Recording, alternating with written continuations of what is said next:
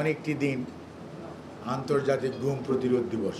গত 5ই আগস্ট যে স্বৈরাচার পালিয়ে গেছে, সেই স্বৈরাচার 16 বৎসরের অধিক এ দেশটির উপর কী ধরনের শাসন করেছিল, এবং রাজনৈতিক নেতাকর্মী শুধু নয়, সাংবাদিক, শিক্ষক, বুদ্ধিজীবী, ছাত্র সহ বিভিন্ন শ্রেণী পেশার মানুষকে গুম করেছে, এবং সামরিক বাহিনীর সদস্যদেরকেও।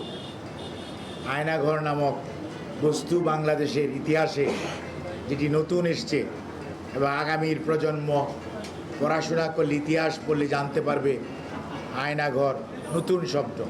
এবং এই আওয়ামী লীগ অনেক নতুন শব্দ বাংলাদেশকে উপহার দিয়েছে। প্রথম রিলিফ চুরি উপহার দিয়েছে, কালোবাজারি উপহার দিয়েছে, ব্যাংক লুট উপহার দিয়েছে, ভোট ডাকাতি উপহার দিয়েছে, জনগণের সম্পদ কিভাবে দখল করতে হয় সেটি উপহার দিয়েছে।